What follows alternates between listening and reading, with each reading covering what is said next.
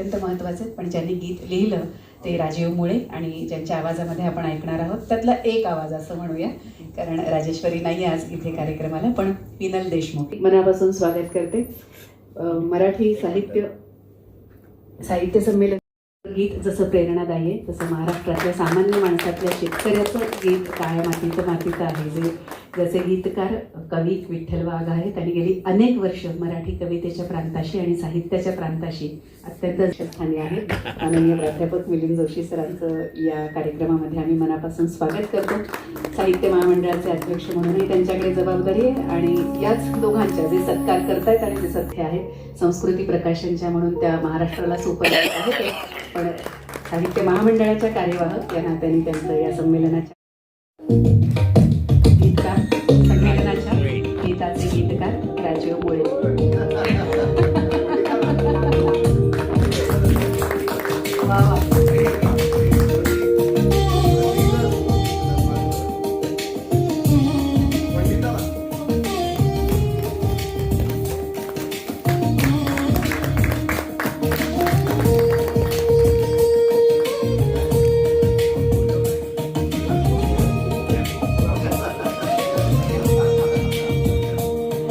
तुम्ही त्याचे विजेते पिनल देशमुख आणि ही सारेगमप हिंदीमध्ये उपविजेते पदापर्यंत पिनल गेलेले आणि त्यांचं गाणं अधिक बोलकं आहे, त्यांचा परिचय करून देणारं या गीतामध्ये सहभागी होऊन गायल्याबद्दल आपल्या सगळ्यांच्या वतीने त्यांचं कौतुक डॉक्टर विठ्ठल वाघ यांच्या. रोज निवड होणं हे बारामती काही घडत नाही.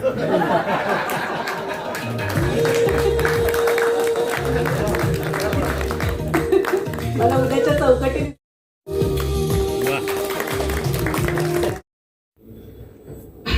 महाराष्ट्र साहित्य परिषद शाखा शाहूपुरी आणि मावळा फाउंडेशन आयोजित अखिल भारतीय मराठी साहित्य महामंडळाचे 99वे अखिल भारतीय मराठी साहित्य संमेलन सातारा हे 1 ते 4 जानेवारीला साताऱ्यात संमेलन होतंय.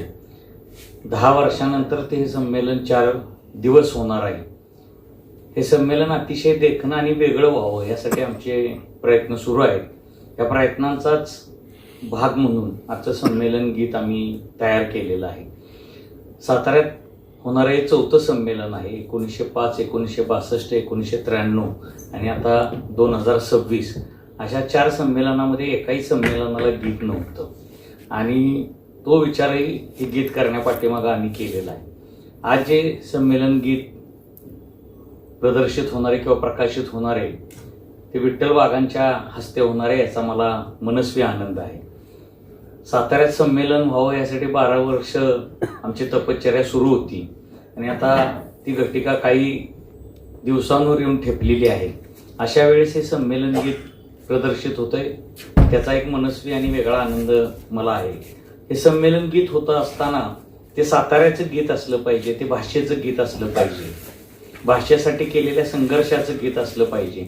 आम्हाला राजधानी आहे, छत्रपती शिवाजी महाराजांची 4थी राजधानी सातारा आहे आणि शेवटची राजधानी ही साताराच आहे.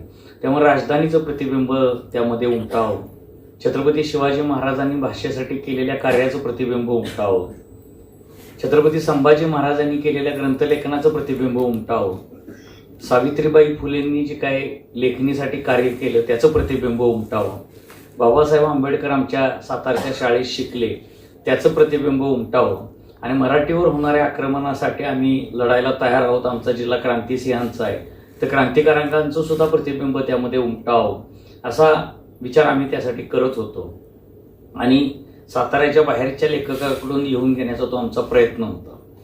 पण ते काही जमलं नाही आणि सातारचेच एक लेखक राजू मुळे की जे नाटककार सुद्धा आहेत, पत्रकार सुद्धा आहेत, संपादक सुद्धा आहेत, माझे गुरु सुद्धा आहेत, तर त्यांना मी ही कल्पना सांगितली की तुम्ही जर हे संमेलन गीत लिहिलं तर ते खूप चांगलं होईल आणि सातारच्याच मातीच्या लेखकानं जर ते लिहिलं तर त्यामध्ये वेगळेपणा असेल.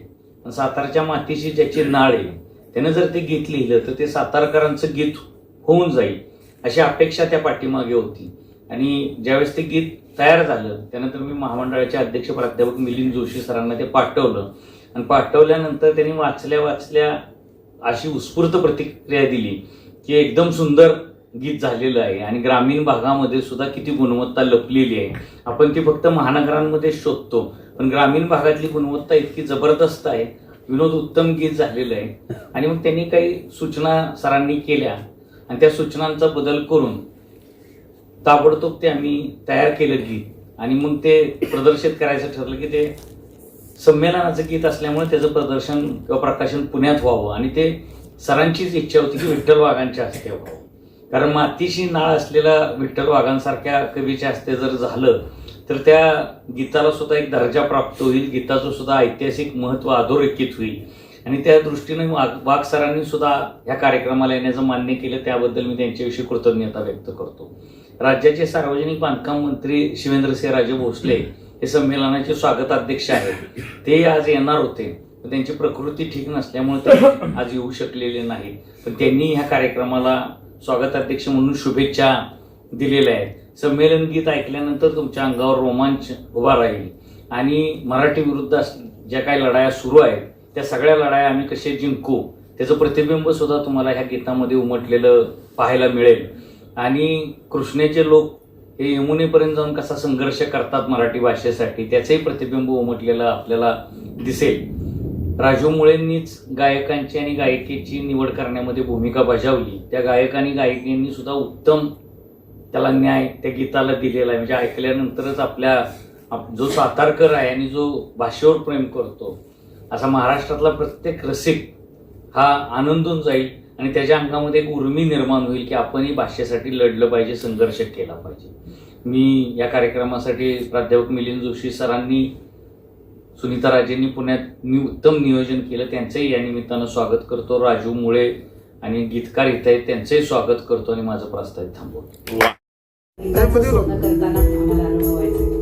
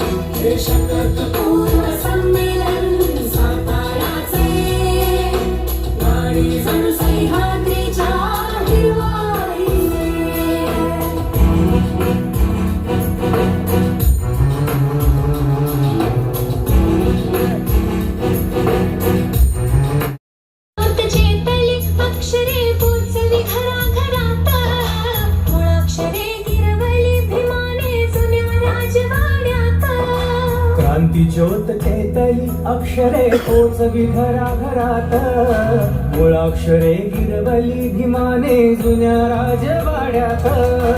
विद्येचा वट वृक्ष जणू, विद्येचा वट वृक्ष जणू उन्नतीचा झंझावत. कृष्णे काठी ज्ञान यज्ञता खरी वाट ती विरात.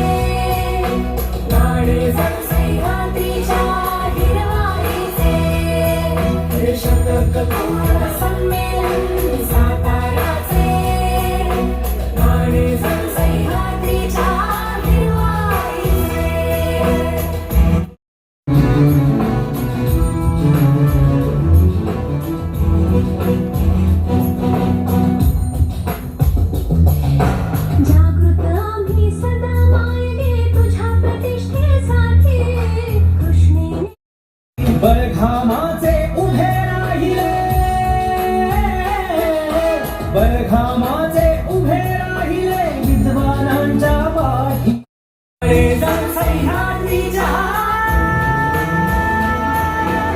हिरवाईचे.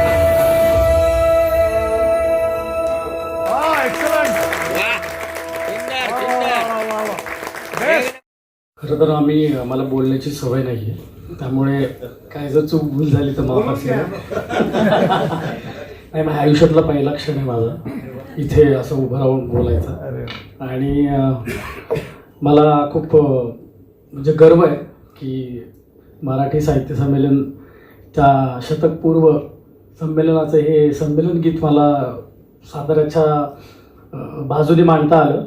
आणि खरंच मला गर्व आहे, कारण की मी साताऱ्याचा आहे पण मी आता पुण्यात राहतो, पण सातारकर म्हणून मी गर्व बाळगतो. आणि हे संमेलन गीत मला गाण्याची संधी उपलब्ध करून दिली सरांनी, त्याबद्दल मी खूप खूप त्यांचा ऋणी आहे. आणि बोलणार नाही, फक्त एक ती जी टॅगलाईन आहे तुमच्यासमोर गाऊन दाखवतो. जरूर. हे शतक पूर्व संमेलन साताऱ्याचे गाणे जणू सह्याद्रीच्या हिरवाईचे. हे शतक पूर्व संमेलन साताऱ्याचे गाणे जणू सह्याद्रीच्या हिरवाईचे. अशाच गीताने मी माझी सांगता करतो. थँक्यू, धन्यवाद. नमस्कार. सन्माननीय व्यासपीठ आणि उपस्थित मान्यवर, खरं तर मला आभार मानण्याच्या व्यतिरिक्त काही काम ठेवलेलं नाही विनोद सरांनी. एक तर काय झालंय की मी इथं बसलेल्यांपैकी निम्मे तरी मला ओळखतात आणि मी नियमित गीतकार नाही आहे हे इथल्या निम्म्या लोकांना माहीत आहे. पण कसं आहे की काही गोष्टी की असं करायचं आहे आणि मग ते कोणाकडून करायचं तर ते माझी आठवण काढली जाते. त्याच्याबद्दल मी एकतर विनोद कुलकर्णी सरांचा मी फार आभारी आहे, कारण संमेलन गीत असतं हेच मला त्यांनी बोलवून सांगितलं तेव्हा कळलं. आणि मग आम्ही चर्चेला बसलो की काय काय याच्यामध्ये यायला हवं किंवा काय. तर पहिली गोष्ट म्हणजे आमच्या सातारच्या संमेलनाच्या नगरीचं नाव हे जे आपले संभाजीपुत्र शाहू आहेत त्यांच्या नावावरून आपण केलं आहे. स्वराज्य विस्तारक छत्रपती शाहू महाराज संमेलन नगरी, अशा ह्या नगरीमध्ये ते संमेलन होणार आहे. तर शाहू महाराज, संभाजी महाराज, शिवाजी महाराज यांचा सगळ्यांचा एक वारसा सातारा जिल्ह्याला लाभलेला आहे. या सगळ्यांची पावलं लाभलेली आहेत साताऱ्याला. तो इतिहास त्याच्यामधून कुठेतरी ध्वनीत व्हावा, त्याचा कुठेतरी उल्लेख त्याच्यामध्ये असायला हवा. दुसरी गोष्ट अशी आहे की मराठीला अभिजात भाषेचा दर्जा मिळाल्यानंतर पहिलं संमेलन झालं ते दिल्लीत झालं आणि या सन्मानाच्या नंतर म्हणजे मराठीला अभिजात भाषेचा दर्जा मिळाल्यानंतर मराठी मातीमध्ये होणारं पहिलं संमेलन हे स्वराज्याच्या राजधानीत होत आहे. हे फार मोठं एक योगायोग आहे आणि हा सगळा जुळवून आणलाय विनोद सरांनी आणि जोशी सरांनी. त्यामुळं त्याच्यातला आतला आणखीन एक गुंता असा आहे की गुंता म्हणण्यापेक्षा योगायोगाचा एक आणखीन त्याच्यामधला भाग की जेव्हा मराठी भाषेला अभिजात दर्जा मिळण्याची जी चळवळ चालू होती ती साताऱ्यातून सुरू झाली. साताऱ्यातून 1,00,000 पत्र पंतप्रधानांना गेली. साताऱ्यातले कार्यकर्ते दिल्लीत जाऊन तिथं धरणे आंदोलनाला बसले. म्हणजे एका बाजूने संशोधनात्मक काम सुरू होतं, त्याच्यावरती रिपोर्ट तयार करण्याचं काम सुरू होतं आणि दुसऱ्या बाजूनी अशा बाजूनी आंदोलनात्मक सुद्धा काम सुरू होतं. ते साताऱ्यातून झालं आणि त्या साताऱ्यात हे संमेलन होणार. हे इतके सगळे योगायोग जुळून आलेले आहेत. त्यामुळं या संमेलनाला गाणं हवंच आणि या सगळ्याचा उल्लेख असणारं गाणं हवं. ही खरंच फार अवघड जबाबदारी होती. आता किती जमलंय मला माहिती नाही, ते परफेक्ट 100% नसणार आहे.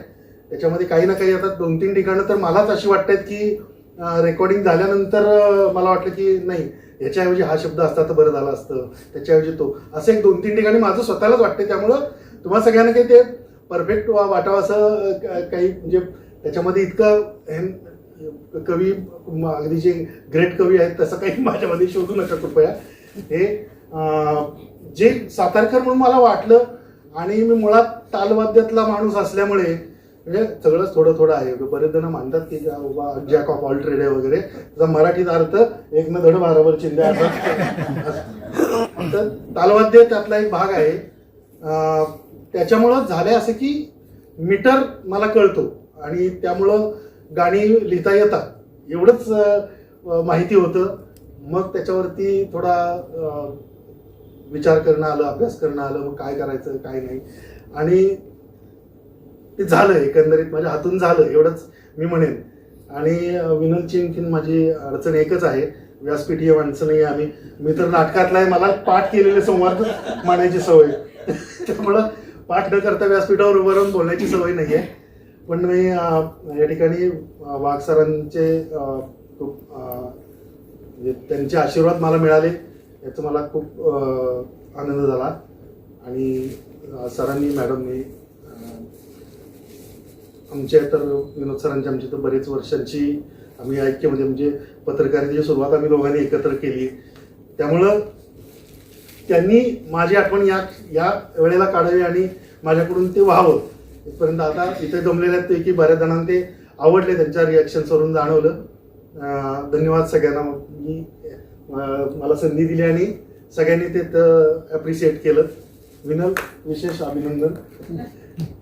आणि त्यातले जे कलाकार बाकीचे आहेत, संगीतकार आहेत, त्यांनी सातारच्या संमेलनाला उपस्थिती त्यांनी येऊन जावं आणि एकदा मंचावरती उभं राहून लोकांना चेहरा दाखवावा एवढीच माझी त्यांना विनंती आहे. थोडं बोलतो आणि थोडं वाचतो. समोर बायको असल्यामुळे जास्त बोलता येत नाही. माणूस तालावर असल्याशिवाय इतकं तालबद्ध गीत होऊ शकत नाही. सुरुवातीला मी या दोघांचंही मनपूर्वक अभिनंदन करतो.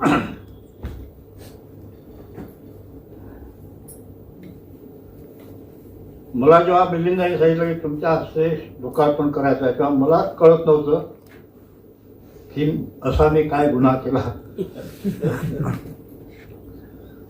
नंतर आठवलं की आपण गीतं लिहितो, सिनेमाचे लिहितो, कविता लिहितो, तरी काहीतरी बरं बोलतील.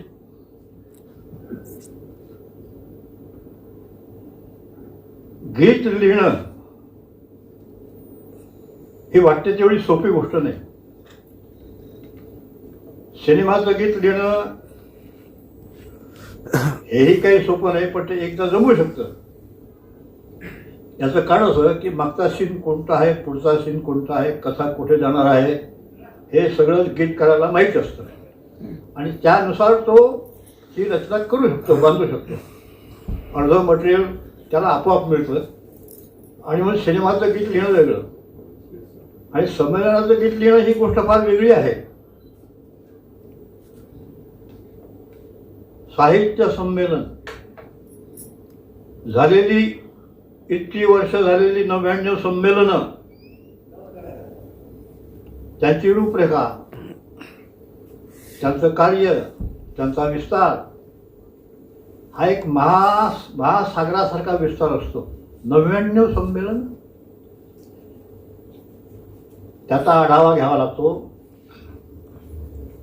दुसरा महासागर उभा असतो, ज्यात आता नुकतेच पोहून आलेले आहेत यशस्वीरित्या. संमेलन स्थळ, त्याचा इतिहास, त्याची परंपरा, त्याचा भवताल, या सगळ्यांना मुठीत पकडणं म्हणजे आता 2 समुद्र झाले. एक महासागराचा, संमेलनाचा महासागर, संमेलनाचा, आणि एक शहराचा महासागर. या 2 संमेलनांना पोहून पार करणं म्हणजे माणसाच्या, त्या कलावंताच्या मनगटात किती बळ लागतं हे लक्षात घ्या. मी या गीताला असं म्हणतो की या दोन्ही महासागरातून एक एक उंजळ घ्यायची आणि ते शब्दातून त्याच महासागराला अर्पण करायची. जसं आपण अर्घ्य अर्पण करतो तसं हे गीत म्हणजे या महासागरांना अर्पण केलेलं अर्घ्य आहे. अर्घ्य आहे. आणि माझी समजूत एकदम खरी ठरवली. गीत पाहिल्यानंतर मी हे म्हणू शकतो यांनी माझी समजूत खरी ठरवली. काय असतं की इतका विस्तार आहे, इतका व्यापक आहे. आता सातारा म्हटलं तरी किती कलावंत, किती कवी, किती लेखक, किती संशोधक, किती अभ्यासक, त्यातून नेमकं कोणाला पकडायचं, नेमकं कोणाला उचलायचं. जैसे शारदीची चंद्रकळे माझी अमृत कण कोवळे ते वेचिती मनोमव्वाळे चकोर तलगे. चकोर तलगे यातून एक एक एक एक एक एक मुद्दा टिपणं हे म्हणजे तारेवरची कसरत असते. आता मी रयत शिक्षण संस्थेचं गीत लिहिलेलं आहे. रयते मधुनी नव्या युगाचा माणुसाचा घडतो आहे. वटवृक्षाच्या विशालतेचा मोह नभाला पडतो आहे. तर हे सगळं पकडताना वाघाला किती सर्कस करायला लागले हे माझं मला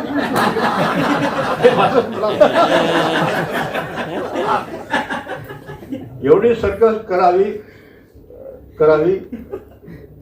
लागते आणि ते यांनी केलेली जाणवते, दिसते. म्हणून या दोन्ही कलावंतांचं मनापासून अभिनंदन करतो. सरफरोशी की तमन्ना अब हमारे दिल में है, देखना है जोर कितना बहादुरी कातिल में है.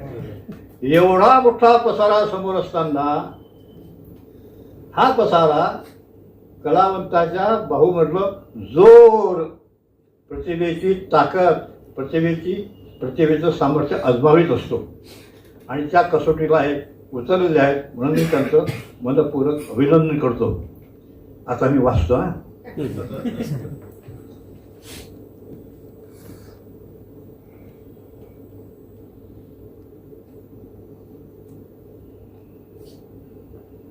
असे गीत लिहिताना झालेली संमेलनं आणि आज होत असलेल्या शहराचा इतिहास, परंपरा, वाङ्मयीन देणे विचारात घ्यावे लागते. त्या महासागरात आणखी भर घालावी लागते. धोम धरणाचे, कृष्णेचे, खरातांच्या आडगावचे पाणी ओतावे लागते. मांडेशी बांगरवाडीच्या प्रादेशिकतेत कास पठाराची सप्तरंगी इंद्रधनुष्य साकारणारी फुलं फुलवावी लागतात. श्रीनिवास कुलकर्णीच्या डोहात यथेच्छ डुंबावे लागते. कृष्णाकाठी वाहणारे सह्याद्रीचे वारे मुठीत पकडावे लागते. स्वातंत्र्य लढ्यातील सत्याग्रहीला साहित्याग्रही बनवावे लागते.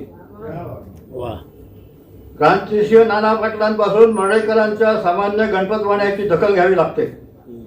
प्रमोद कोपर्डेंच्या आतल्या आत खोल शिरावे लागते.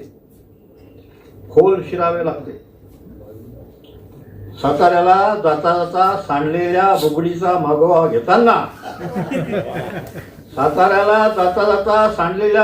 मागोवा घेताना जय जय महाराष्ट्र माझा असे शाहीर साबळ्यांच्या पहाडी आवाजात डब तुणतुण्यावर गावे लागते. मराठी मनाचं हे वैशिष्ट्य आहे. बुगडी, लावणी, ही शायरी. माझा मराठीचा जीवनाचे होऊन लावणी, देई जफावरी थाप बोले शाहिराची वाणी. हे माडगुळकर आणि हे साबळे मला माहीत नसतं तर मी ह्या ओळी लिहू शकलो नसतो. माझा मराठीचा जीवनाचे होऊन लावणी, देई जफावरी थाप बोले शाहिराची वाणी. घाम गाळून लावितो बुक्का काळीचा कपाळी, तमाशाचा रंगणारा गातो पहाटे भुपाळी. राहे चोखया होऊन विठ्ठलाच्या पायरेशे, माझा पुंडलिक ठेवे उभा विटेवरी त्याशी. मस्तानीच्या सोबतीत बाजी होऊन रंगतो, दुश्मनाच्या सुनेलाही आई म्हणून बंदितो.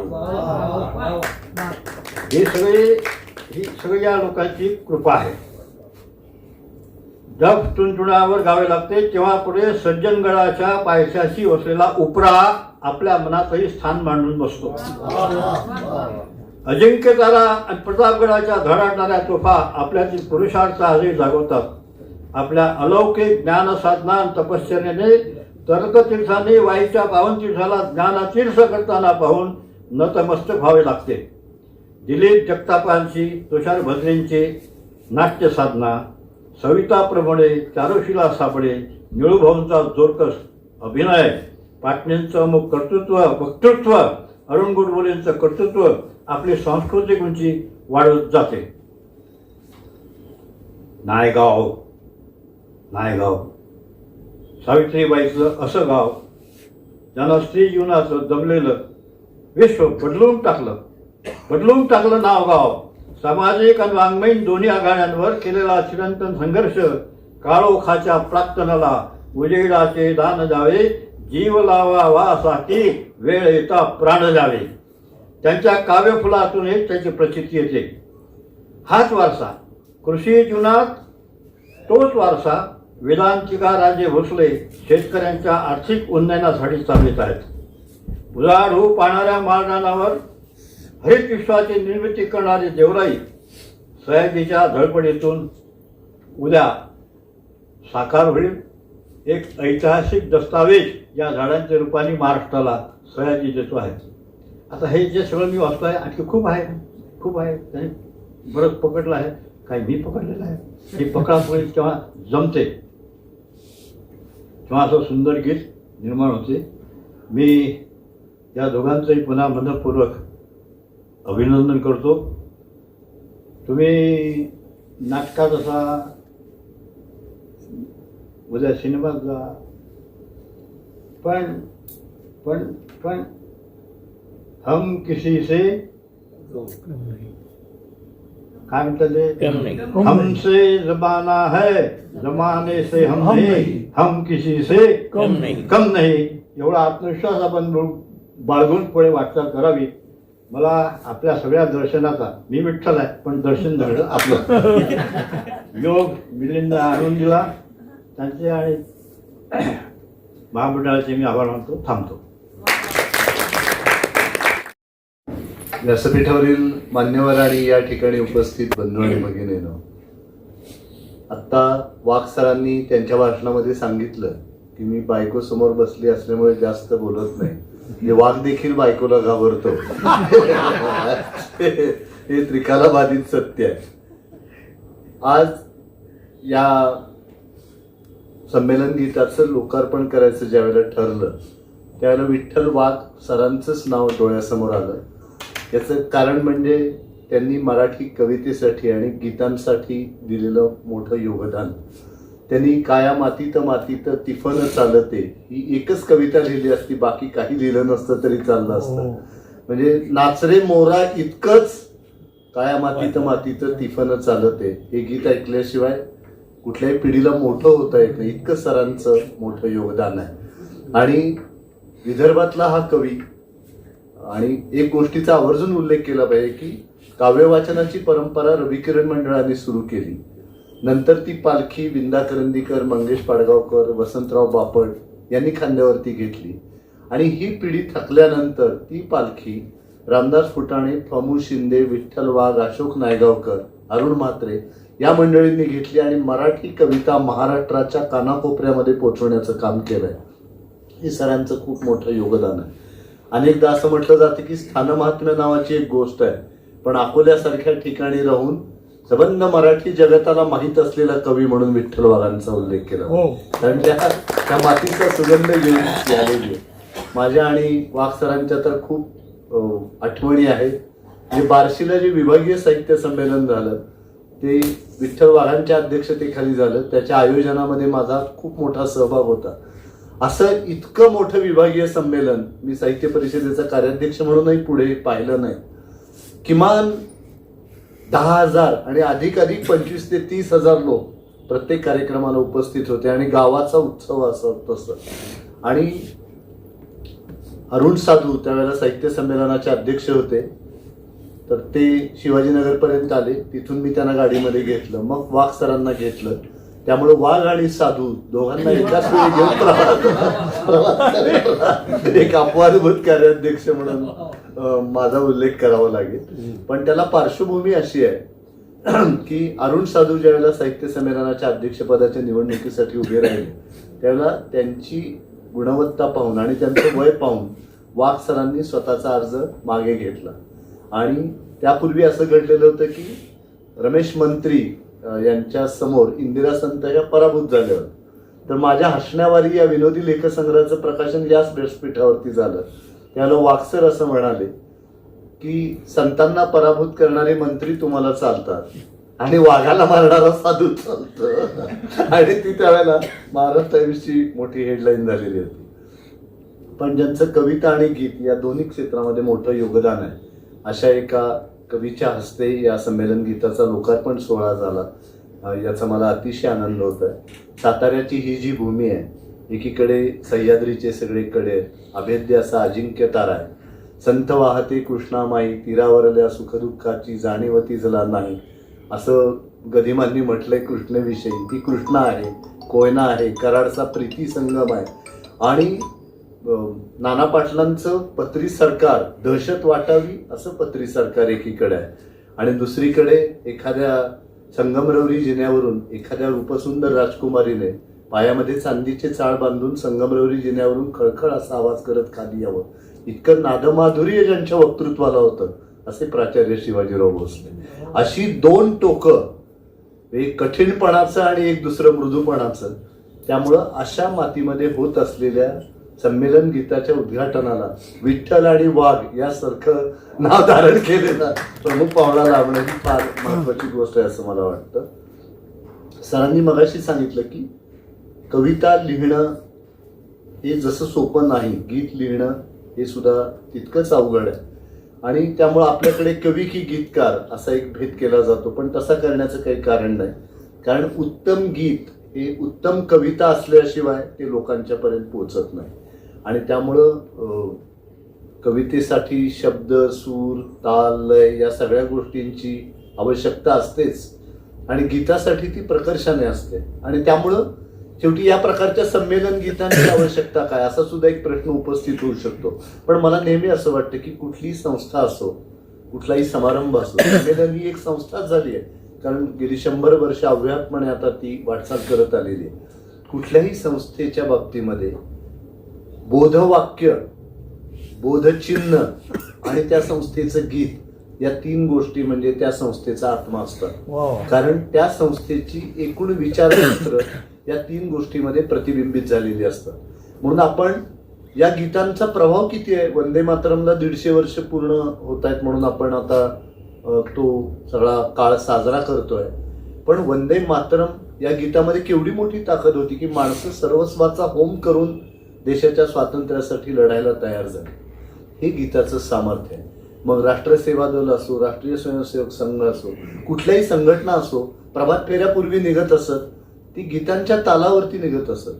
तर गीत हे सर्वसामान्य लोकांना त्या घटनेमध्ये सामावून घेण्याची एक मोठी शक्ती असणारी एक प्रेरक शक्ती म्हणून आपल्याला त्याच्याकडे पाहावं लागेल. आणि त्यामुळं गीत हे महत्वाचं आहे. आणि ज्यावेळेला संमेलन होत असलेल्या ठिकाणचं गीत आपण करायचं ठरवलं त्यावेळेला एक भाग होता की त्या गीताला त्या मातीचा सुगंध असणं फार महत्वाचं.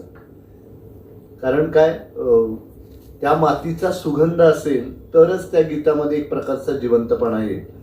आम्ही पुण्या मुंबईमधल्या काही नामवंत कवींना विचारलं, त्यांच्याकडून लिहूनही घेतलं, पण त्याला शुद्ध मराठीमध्ये अभिजात मराठी सांगायचं तर तो फील आला नाही त्याच्यामध्ये. आणि त्यामुळं आम्हाला सांगावं लागलं की क्षमा करा आता आम्ही. पण ज्या वेळेला विनोद कुलकर्णी यांनी राजू मुळे यांच्याकडून गीत लिहून घेऊन पाठवलं, हे वाचल्यानंतर माझ्या डोळ्यामध्ये अक्षरशः आसू उभी राहिली. आणि मी तत्क्षणी विनोदला फोन केला की हे खरं, हा खरा साताऱ्याच्या मातीचा सुगंध आहे आणि तो या गीतामध्ये उमटलेला आहे. तर त्यामुळं हे साताऱ्याच्या मातीचं सुगंध घेऊन आलेलं हे संमेलन गीत संपूर्ण महाराष्ट्राला आपलंसं वाटेल यामध्ये मला अजिबात शंका वाटत नाही. आणि विनल देशमुख त्यांच्या सहकार्याचंही खूप कौतुक केलं पाहिजे आणि ज्यावेळेला त्यांनी पहिला ट्रॅक आम्हाला पाठवला, आमची अशी अपेक्षा होती की साताऱ्याचा जो काही एकूण बाणा आहे असा आक्रमक, तर तो सुद्धा त्या सगळ्या गीतांमधून उंचीला पोहोचला पाहिजे. तर ते सुद्धा भान संगीतकारांनी आणि गायकांनी अगदी व्यवस्थित ठेवलेलं आहे. त्यामुळे साताऱ्याचं संमेलन संस्मरणीय होईलच, पण ते संमेलन संपल्यानंतरही हे संमेलन गीत लोकांच्या मनामध्ये रेंगाळत राहील याची मला पूर्णतः खात्री आहे. आणि विनोद कुलकर्णींनी ज्या कल्पकतेने साताऱ्याच्या संमेलनाचं सगळं आयोजन करायचं ठरवलं आहे, ही मला खूप महत्त्वाची गोष्ट वाटते. कारण अभिजात भाषेचा दर्जा मराठीला मिळाल्यानंतर मराठी मातीमध्ये होत असलेलं हे पहिलं अखिल भारतीय मराठी साहित्य संमेलन आहे. आणि त्यामुळं या संमेलनाविषयीची एक वेगळी जाणीव ही सामान्य मराठी माणसांच्या मनामध्ये आहे. तर त्या सगळ्या त्यांच्या संवेदनेला न्याय देणारे हे गीत राजू मुळे आणि त्यांच्या सर्व सहकार्यांनी तयार केलं, त्याबद्दल मी त्यांना मनपूर्वक धन्यवाद देतो. आणि या गीतामुळे जो सातारा जिल्ह्याचा इतिहास आहे तो सुद्धा नव्याने मराठी साहित्य रसिकांच्या समोर येईल आणि त्या इतिहासाला सुद्धा उजाळा मिळेल. इतक्या उत्तम पद्धतीने त्यांनी ते सगळं गीत दिलेलं आहे. मी त्यांना मनपूर्वक धन्यवाद देतो. आणि असे कल्पक उपक्रम राबवल्याबद्दल विनोद कुलकर्णी यांचं सुद्धा टाळ्या वाजून मनपूर्वक कौतुक केलं पाहिजे. तिथे म्हणाले नाही मला सर संमेलन गीत करायचंच आहे. आणि म्हणजे काही विनोद नसतो. आणि मुळात असं सगळं होत असताना काही विनोद घडणार नाही याची त्यांनी गांभीर्याने काळजी घेतली. त्यामुळे ती सुद्धा खूप महत्वाची गोष्ट आहे. मी त्यांना मनपूर्वक धन्यवाद देतो आणि माझे 2 शब्द. दिल्लीच्या संमेलनाच्या वेळी ताराबाई असं म्हणाले होते की 100ला 2 कमी. ते लोकसाहित्याची जी भाषा होती त्याला सगळ्यांनी खूप टाळ्या वाजवल्या होत्या, कारण आपण आता ही भाषा वापरत नाही 100ला 2 कमी वगैरे. आणि या गीतामध्ये शतकपूर्व हा शब्द आलाय आणि तो इतक्या लाघवीपणे आलाय की गुणगुणावासा वाटतोय तो. तर ह्या राजू मुळे यांनी हे गीत लिहिले, विनलनी गायले. तर मी पहिल्यांदा तुमचं आणि तुमच्या संपूर्ण टीमचं मनापासून आभार मानते. दुसरी महत्त्वाची गोष्ट म्हणजे मगाचपासून आपण या गाण्याबद्दल बोलतोय, संमेलनाबद्दल बोलतोय, तर ते संमेलन ज्यावेळी सगळ्या लोकांचं होतं, म्हणजे जिल्ह्याचं होतं. जिल्ह्यामध्ये आता संमेलनाचं एवढं वातावरण आहे की प्रत्येक साहित्यिकाच्या गावावरून ज्योती येणार आहे, मोठी ग्रंथदिंडी निघणार आहे. म्हणजे ते जे वातावरण असतं भरलेलं, आणि आपल्या सगळ्यांच्या लक्षात एक गोष्ट आली असेल की किती गोष्टी यातून बाहेर पडत असतात. म्हणजे गीतामधून एखाद्या जिल्ह्याचं महत्त्व लोकांना समजणं, स्मरणिकेच्या माध्यमातून जिल्हा माहीत होणं. म्हणजे साताऱ्याला ऐतिहासिक परंपरा आहे, राजकीय परंपरा आहे, साहित्यिक परंपरा आहे, सांस्कृतिक परंपरा आहे, या सगळ्या गोष्टी आहेत. पण ह्या आपण कधी एकत्रितपणे बघत नाही तिकडे. माझा जिल्हा आहे त्यामुळं मला तर या गोष्टीचा अभिमान आहेच, पण अनेक नवीन नवीन गोष्टी आपल्याला कळत आहेत. आणि आत्ता व्यासपीठावर 2 गाणी झाली असं मला वाटतं. जे सरांनी तर उल्लेख केलाच तो की हे एक गाणं तर उत्तमच झालंय जे संगीतबद्ध झाले, पण दुसरं गाणं आपल्याला विठ्ठल वाघांच्या भाषणातून मिळालं. म्हणजे कितीतरी गोष्टी, कास पठार आणि सगळ्या गोष्टी, कितीतरी लेखकांचा उल्लेख त्यांनी केलाय. उपराचा उल्लेख झाला, गदिमांचा उल्लेख झाला, खरातांचा उल्लेख झाला. कितीतरी गोष्टी आपल्याला त्यांच्या भाषणातून मिळाल्या. आणि सर जसं म्हणाले तशी त्यांनी संहिताच आपल्याला लघुपटाची दिली आहे. मी सर आपलंही मनापासून आभार मानते. सरांच्या भाषणाबद्दल तर काय बोलावं, आमच्या महामंडळाचे अध्यक्ष सर आपलंही मनापासून आभार मानते. आणि विनोद कुलकर्णी ज्यांनी जे खूप यामध्ये आपलं संपूर्ण योगदान देत आहेत असं आपण म्हणूया. म्हणजे त्यांनी अभिजात भाषेच्या दर्जासाठी योगदान दिले, आत्ता संमेलनासाठी. म्हणजे मला संमेलन करायचंय ही जी काही त्यांची भारलेपणाची जाणीव होती आधीपासून, 12 वर्षाची जी तपश्चर्या होती, आणि आता मला ते उत्तम करायचंय. म्हणजे तोंडातून एखादा शब्द बाहेर पडला की करूया, ही जी काही त्यांची भूमिका आहे ती अतिशय म्हणजे नाहीतर आम्ही आता सगळे संयोजक बघतो, आपल्याला अनेक संमेलनं झालेली पण आपण बघितली असतील. आपल्याला कुणावर टीका नाही करायची, पण हे उत्तम करायचे ही जी भावना एखाद्या संयोजकामध्ये असणं ही फार महत्त्वाची गोष्ट मला वाटते. आणि त्या सगळ्याला पाठबळ देणारे आमचे शिवेंद्रराजे भोसले म्हणजे आज ते खरे येऊ शकले नाहीत, पण परवा मांडव उभारणीच्या कार्यक्रमाच्या वेळी ते होते. म्हणजे इतका सकारात्मक माणूस आपल्या पाठीशी आहे आणि तुम्ही हवं ते करा, मी तुमच्या पाठीशी आहे असं म्हणणं ही फार मोठी गोष्ट असते. मी महाराजांचं सुद्धा मनापासून आभार मानते, विनोद आपलेही आभार मानते. स्नेहल तर आमच्या साताऱ्याचीच आहे, ती कायम सूत्रसंचालनासाठी आणि या सगळ्या गोष्टीसाठी, आणि तिला सगळंच माहिती आहे, त्यामुळे तिला काही वेगळं सांगायची गरज पडत नाही. आज आमचे साहित्य परिषदेचे कार्यवाह मृणालिनी कानिटकर असतील, प्रमोद आडकर सर असतील, आमचे शिरीष चिटणीस आहेत, तेही या ठिकाणी उपस्थित आहेत. आमचे पुणे जिल्हा प्रतिनिधी राजन लाखे सर आहेत, जे कविकट्टा सांभाळतात, केशव देशमुख आहेत, आमचे शेख सर आहेत. बरीचशी मंडळी आज या ठिकाणी आलेली आहेत. विठ्ठल वाघांच्या सुविध पत्नी इथं आहेत. आपल्या सर्वांचं मनापासून आभार मानते आणि हा कार्यक्रम संपला असं जाहीर. आणि आमचे सातारकर आज मोठ्या संख्येने उपस्थित आहेत. आपल्या सर्वांच्या गीत ऐकून हा गीत आहे. आता